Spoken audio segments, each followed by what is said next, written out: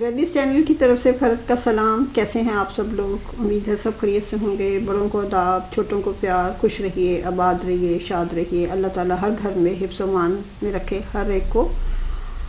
आज जी जुमा है, जुमा मुबारक हो सबको। दुरूद शरीफ खूब पढ़िएगा और उसके साथ साथ जो सूरह काफ है उसको पढ़ने का एहतमाम कीजिए।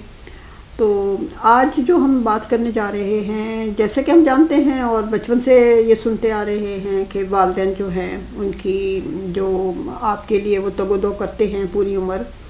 जब बच्चा बिल्कुल छोटा होता है, नहीं होता है, जब उसको अपने बारे में कुछ पता नहीं कि वो अपनी कैसे हिफाजत करे, तो उस वक़्त वालिदैन जो हैं वो उसके ऊपर पूरा टाइम सर्व करते हैं। रात हो दिन हो, उसके खाने पीने का, उसके आराम का, उसकी सेहत का, तमाम तरह का उसका ख्याल रखा जाता है। फिर जो बच्चा बड़ा होता है उस तरह जो ज़िम्मेदारियां होती हैं वो मुख्तलिफ होती जाती हैं। स्टडीज़ किया जाती हैं, फिर माशरती तौर पर कैसे उसको मूव करना चाहिए, कैसे बिहेव करना चाहिए लोगों के साथ, और तरह तरह की चीज़ें जो भी मसाइल दरपेश होते हैं बच्चे के, वालिदैन उसमें इन्वॉल्व रहते हैं। तो जब वालिदैन बड़े हो जाते हैं, उनकी उम्र बड़ी हो जाती है, तो कुछ तो अल्लाह मियाँ कईयों को तो बहुत तौफीक अता फरमाता है बच्चों को कि वो अपने वालिदैन का ख़ास ख्याल रख सकें।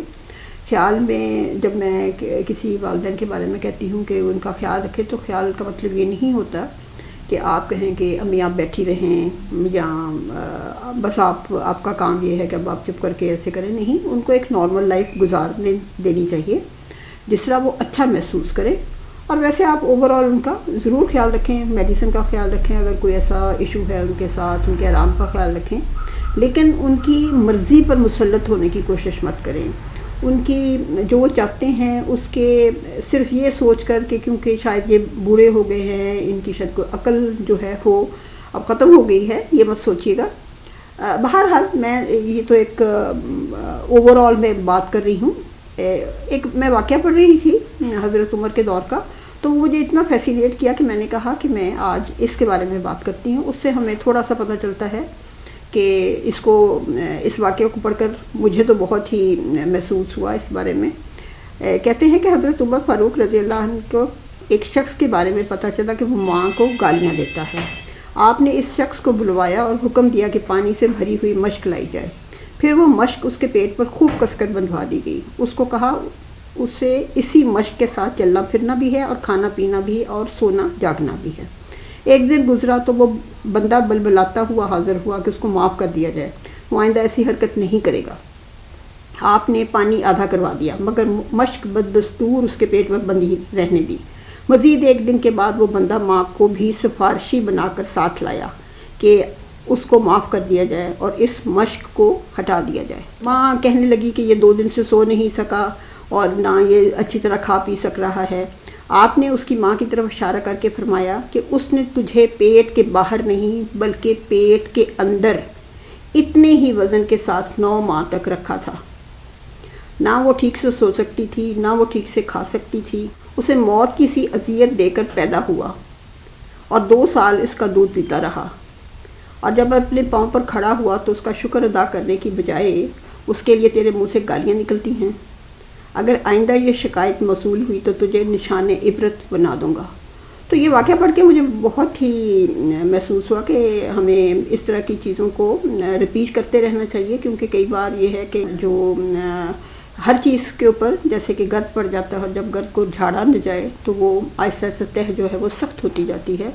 तो जब तक ये चीज़ें जो हैं हम उसको डिस्कस नहीं करते रहेंगे, उसकी फिर से दोहराई नहीं करते रहेंगे, कई बार भूल जाता है बंदा और उससे फिर गलतियां हो जाती हैं। तो मैंने कहा कि ये आज हम डिस्कस करते हैं। इसके अलावा मैं देख रही थी कि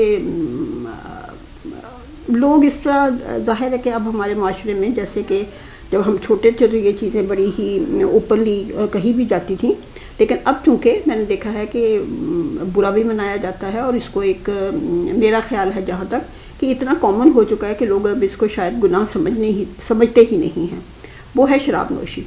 हमारे जो अगर हम देखें तो बहुत ही ज़्यादा शराब नोशी का जो सिलसिला है वो बहुत सारे हलकों में तो बहुत ही कॉमन है कि किसी भी तकरीब के बाद शराब नोशी या फिर जो मुख्तलिफ ओकेजन्स होते हैं उनके ऊपर, जो कि मर्द और औरतों दोनों के दरमियान में ये है चीज़ें, تو وہ اس کے بارے میں پڑھ رہی تھی. تو ہمیں مختلف حدیثیں جب ہم پڑھتے ہیں تو اس سے پتہ چلتا ہے کہ اس کے بارے میں بڑی سختی ہے. خیر یہ معلوم ہے سب کو اس کے بارے میں، لیکن جب حدیث پاک میں پڑھتے ہیں تو کہتے ہیں کہ ایک بار ایک بندہ لایا گیا جو کہ الکوہل جو تھا وہ پیتا تھا، اور پھر اس کو حضور صلی اللہ علیہ وسلم نے فرمایا کہ اس کو مارو. تو اس کو مارا گیا، پیٹا گیا ہاتھوں کے ساتھ، اور وہ جیسے کپڑے کو بل دے کے لیشز مارے گئے. لیکن اس نے پھر پیا، حضور نے پھر کہا کہ اس کو پھر سے مارو، اور اس طرح 2-3 بار یہ دہرایا گیا. دوسری ایک حدیث ہے جس میں کہ حضور صلی اللہ علیہ وسلم نے خود اپنے ہاتھوں کے ساتھ اس جو کوئی ڈرنک شخص تھا اس کو مارا، اور پھر اپنے جوتوں کے ساتھ بھی مارا. اور حضرت ابو بکر نے ان کو 40 لیشز مارے. ایک اور حدیث ہے جس میں کہ ہے کہ حضور صلی اللہ علیہ وسلم نے آرڈر دیا کہ اس بندے کو مارا جائے. So all of them beat them. جتنے بھی لوگ گھر میں تھے ان کو کہا گیا کہ اس کو مارو، تو تمام لوگوں نے اس کو جوتوں کے ساتھ مارا.